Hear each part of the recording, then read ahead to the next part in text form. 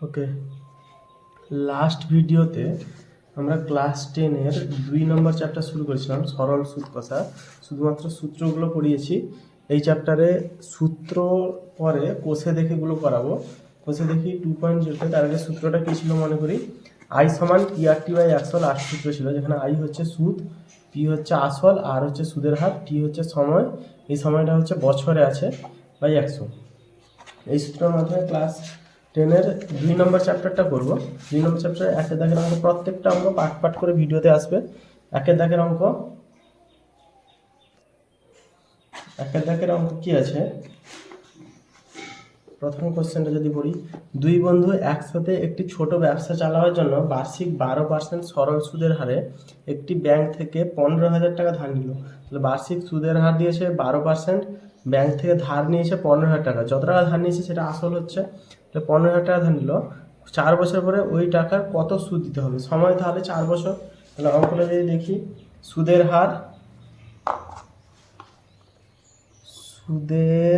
হার সমান 12% আসল, মানে যত টাকা ধার নিয়েছে আসল সমান 15,000 টাকা, আর সময় হচ্ছে আমাদের 4 বছর। বলছে সুদ কত টাকা দিতে হবে। সুদ মানে সুদের সূত্র কি, সুদ সমান যদি আই মনে করি, আই সমান PRT/100, PRT/100। এগুলো কথায় লিখতে হয়, কথায় লিখছি আমি। লেখা যেতে পারে এখানে বার্ষিক সরল সুদের হার, যে ব্র্যাকেটে লিখে আর, বার্ষিক সরল সুদের হার ব্র্যাকেটে আর সমান 12%, এরকম করে লেখা যেতে পারে। সমান মানটা বের করলে পি হচ্ছে 15,000 গুণিতক আর হচ্ছে 12, টি হচ্ছে 4 বাই 100, 0 0 কাটবে, 0 0 কাটবে, তাহলে উত্তর হলো 150 গুণিতক 4 গুণিতক 12, 15 4 60, 600 গুণিতক 12 হচ্ছে 72, 7,200। তাহলে সুদ হচ্ছে 4 বছর পরে 7,200 টাকা সুদ দিতে হবে। এখানে আসলও আছে, আসল হচ্ছে 15,000 টাকা আর সুদ হচ্ছে 7,200 টাকা। ওকে, নেক্সট অঙ্ক, 2 থেকে অঙ্কতে বলেছে 2005 সালের 1 জানুয়ারি থেকে 27 মে পর্যন্ত বার্ষিক 6% সরল সুদের হারে এত টাকা সুদ কত হবে। তাহলে বার্ষিক সরল সুদের হার দিয়েছে, তাহলে লিখে নিচ্ছি সুদের হার যা যা দিয়েছে সেইগুলো লিখে নিব আগে। আর সমান 6%, আর আসল সমান হয়েছে এখানে, আসলটাকে আমরা পি দিয়ে ডিনোট করি, পি সমান হচ্ছে 2,000 টাকা। টাকাটা একার টাকা লিখতে হয়, সঠিক করার জন্য এই চিহ্ন দিয়ে দিচ্ছি। সুদের হার জানি, আসল জানি, সুদ তো চেয়েছে, সুদ কত হবে মানে আই চেয়েছে, টিটা বের করতে হবে, টি মানে সময় বের করতে হবে। সময় হচ্ছে 1 জানুয়ারি থেকে 27 মে পর্যন্ত, দিন হিসেবে দেখতে হবে। 1 জানুয়ারি থেকে 1 জানুয়ারি হচ্ছে জানুয়ারি মাসটা পুরো 31টা দিন, তারপরে 27 মে পর্যন্ত, তাহলে ফেব্রুয়ারির জন্য এখানে লক্ষ্য রাখতে হবে কোন সাল দিয়েছে। 2005 সাল, অবশ্যই লিপিয়ার না। লিপিয়ার যদি হতো 29 দিন হতো, লিপিয়ার না, তাই 28 দিন লিখবো। ফেব্রুয়ারি, মার্চ মাসে 31 দিন, জানুয়ারি, ফেব্রুয়ারি, মার্চ, এপ্রিলে 30 দিন, মেতে 27 মে পর্যন্ত দিয়েছে, তাহলে আমরা 26 দিন ধরবো, কারণ সুদ দিবে আজকেই যদি দেওয়া হয় তাহলে সেটা সুদের হিসাব হয় না। তাই একটা দিন কমিয়ে দিতে হবে, কারণ 27 তারিখেই সুদটা আমাকে দিবে বা টাকাটা ফেরত দিবে।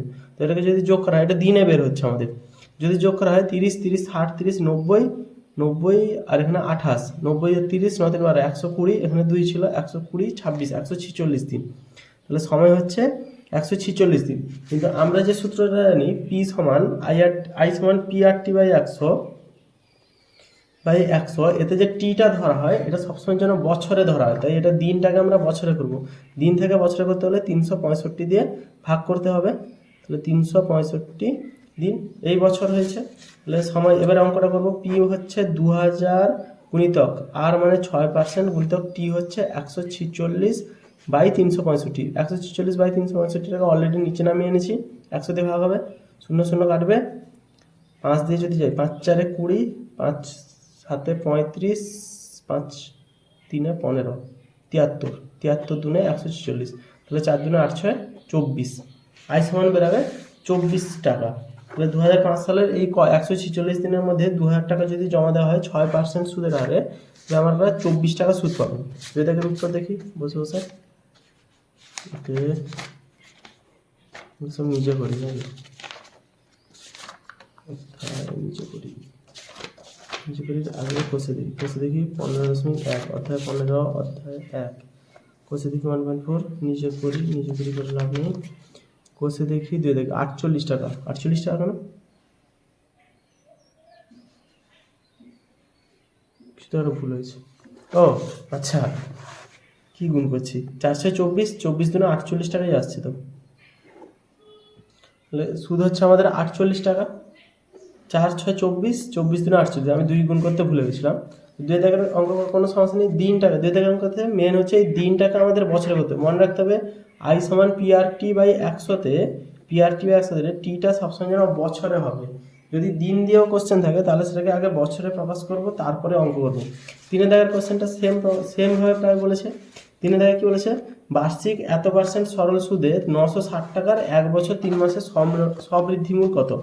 সরল সুদের হার দিয়েছে, তাহলে সুদের হার দিয়েছে 8.1/3, মানে হচ্ছে 8×3=24, 25/3% হচ্ছে সুদের হার।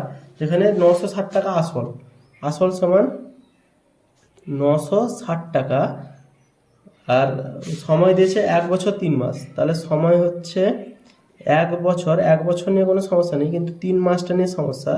1 বছর 3 মাস সমান হচ্ছে বছরে প্রকাশ করব। 1 বছর মানে 12 মাস, আর 3 মাস যোগ করলে 15 মাস। 15 মাস থেকে যদি বছরে করি, মাস থেকে বছরে করতে হলে 12 দিয়ে ভাগ করতে হবে, তাহলে 15/12, তাহলে 5 3 4, 3 5 15, 3 4 12, তাহলে 5-এর 4 বছর। পুরোটাকে বছরে প্রকাশ করেছি, 5-এর 4 বছর। আসল আছে, সুদের হার আছে, আসল আছে, সময় আছে, সুদ বের করবো।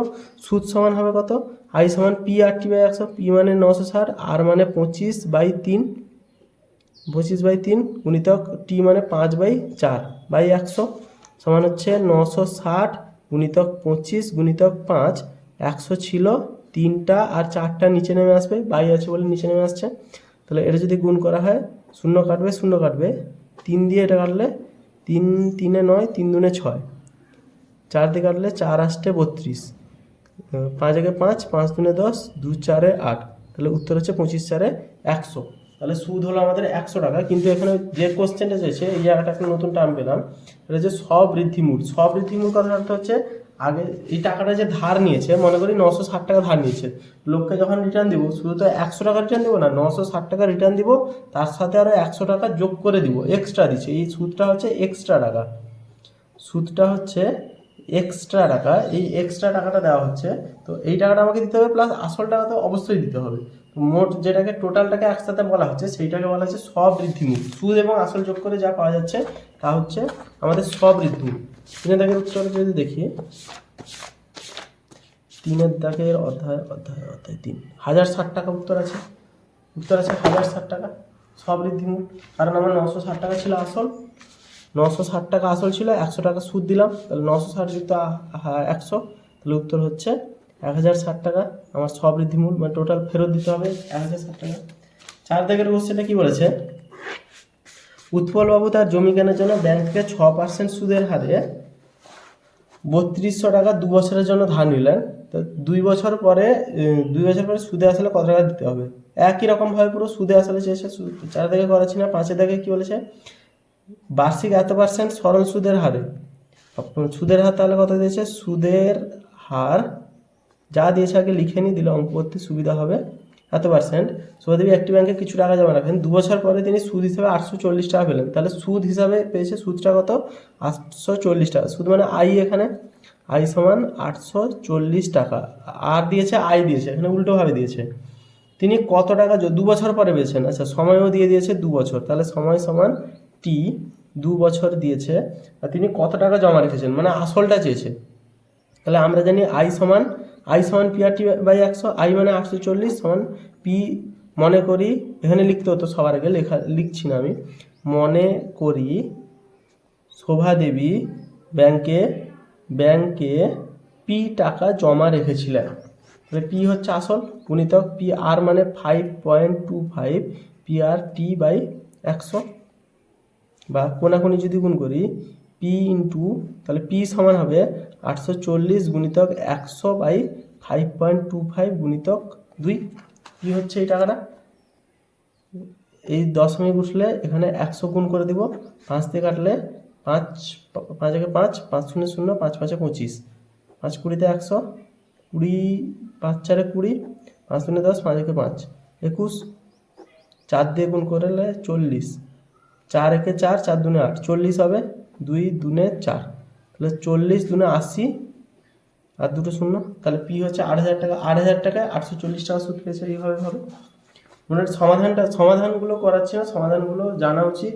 ক্লাস নিচু ক্লাসের জিনিস, সমাধানগুলো ক্লাস 6 থেকে শুরু করেছে, 6 অথবা 7 থেকে শুরু করেছে। সমাধান নিয়ে কোনো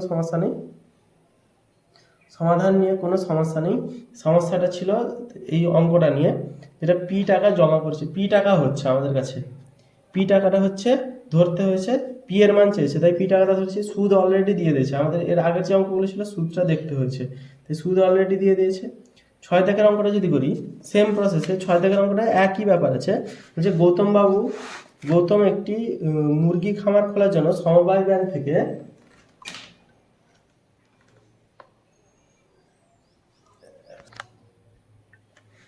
কি বলেছে, গৌতম বাবু একটি মুরগি খামার খোলার জন্য সমবায় ব্যাংক থেকে 12% সরল সুদের হারে কিছু টাকা ধার নিল। লিখে নেব সুদের হার ব্র্যাকেটে আর সমান 12%। প্রত্যেক মাসে তাকে এত টাকা সুদ দিতে হয়, তাহলে প্রত্যেক মাসে সুদ দিতে হচ্ছে এত টাকা। তিনি কত টাকা ধার নিয়েছিলেন? সোজা কথা, প্রত্যেক মাসে দিতে হচ্ছে 378 টাকা, তাহলে সুদ সমান 378 টাকা প্রতি মাসে, পার মাসে। এটা স্পেশাল জিনিস আছে এখানে, প্রতি মাসে 378 টাকা দিতে হচ্ছে, তার কারণ 378 টাকা দিতে হচ্ছে।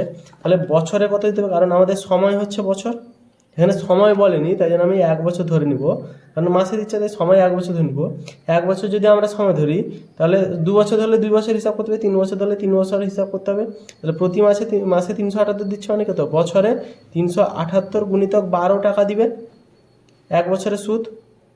তার আসল সুদ হচ্ছে এত টাকা, এইটা হচ্ছে আসল সুদ, এটা হচ্ছে প্রতি মাসে, এটা অরিজিনাল সুদ ধরবো। এবারে আই সমান সুদ, আই সমান হচ্ছে কত? PRT/100, আই মানে সুদ হচ্ছে 12 সমান PRT/100। পি তো ধরতে হবে আমাকে, এর আগের অঙ্কটার মতো বলেছিলাম পি ধরতে হবে। পি ইন্টু আর হচ্ছে 12, টি হচ্ছে 1 বছর বাই 100, বা পি সমান এটার সাথে এটা গুণ হলে 378 গুণিতক 12 গুণিতক 100 বাই 12 গুণিতক 1, তাহলে 12 কাটলে উত্তর হবে 3, 7, 8, দুটো শূন্য। তাহলে তাকে আসল টাকা যেটা ধার নিয়েছিল সেটা হচ্ছে 3,38,800 টাকা। তার মধ্যে প্রতি মাসে 378 টাকা করে সুদ দিচ্ছে, শুধু আসল দিচ্ছে না কিন্তু, 378 টাকাটা প্রতি মাসে সুদ দিচ্ছে। তো 6টা অঙ্ক হলো। পরের দিন এগুলো 4-5টা মতো পার্টে ছোটো ছোটো করে ভিডিও করে